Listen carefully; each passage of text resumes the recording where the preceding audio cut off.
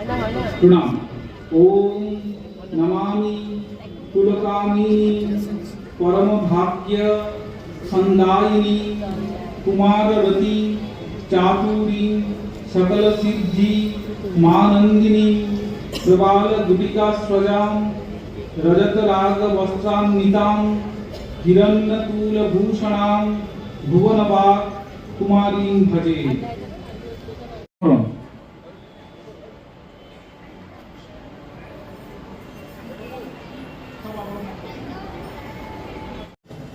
দুর্গা পূজার বিশেষ অঙ্গ হচ্ছে কুমারী পূজা।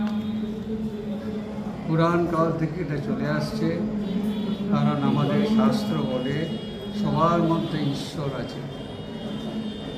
অদ্বৈত বেদান্ত অনুযায়ী আমরা সবার মধ্যে ঈশ্বর দেখার চেষ্টা করি। সেই আইডিয়া থেকে এটা এসেছে। পুরাণে মুনি ঋষিরা দেখলেন যে যার মন আত্মা যত বেশি পবিত্র, তার মধ্যে দেবী প্রকাশ বেশি। কুমারী মা দুর্গারই একটি রূপ। সেই জন্য তখন থেকে সেই ধারণা যে এই কুমারী রূপে প্রকৃতির পূজা, যে কুমারীর মধ্যে অশুদ্ধতা বলে কিছু নেই, অনেক দিন আগে থেকে চলে আসছে, এখনও সেটা চলছে। যে আমাদের দেখার প্রয়াস, এর পেছনে যে কুমারী পুজো যখন শুরু হয়, কোলাসুর নামক দৈত্যকে মারার জন্য এই কুমারীর সৃষ্টি হয়েছিল এবং সেই পুজো এখনও চলে আসছে। এছাড়াও একটা আধ্যাত্মিক সত্যি লুকিয়ে আছে। আমরা কুমারী হচ্ছে বীজাগার, এই জগৎ সংসার সৃষ্টি স্থিতি বলয় মা দুর্গা করছেন, তার বীজাগার হচ্ছে কুমারী।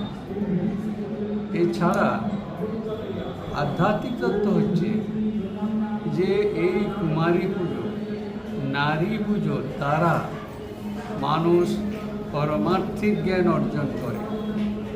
এই মেসেজটা আজকাল দিনে খুবই প্রয়োজন। পারমার্থিক জ্ঞান অর্জন করা, নারী পুজো করে, স্ত্রী দেবতাকে পুজো করে, এটা অনেকদিন আগে থেকে ছিল। রামকৃষ্ণদেব সেটা এসে আরও বেশি ভাইব্রেট করলো, ওনার স্ত্রীকে পুজো করলেন সরষে পুজো হিসাবে। অতএব এখান থেকে আধ্যাত্মিক মেসেজ হচ্ছে যে আজকের সমাজে যে নারীদের প্রতি দৃষ্টিধারা, আমাদের উপনিষদ পুরাণে কিন্তু সেই দৃষ্টিভঙ্গি নেই। পুরাণ বলছে এই দৃষ্টিভঙ্গি নারীদের দ্বারা পারমার্থিক অর্জন হবে এবং সেটা সেইভাবে আমাদের দেখতে হবে। দুর্গা পূজার এই একটা ভিন্ন দিক কুমারী পুজোতে আমাদের সবার মধ্যে এই চিন্তাটা আসে, যাতে আমাদের দৃষ্টিভঙ্গি পরিবর্তন হয়। নারী সম্বন্ধে নারী ভোগ্য হতে পারে না, পারমার্থিক অর্জনের সম্পদ।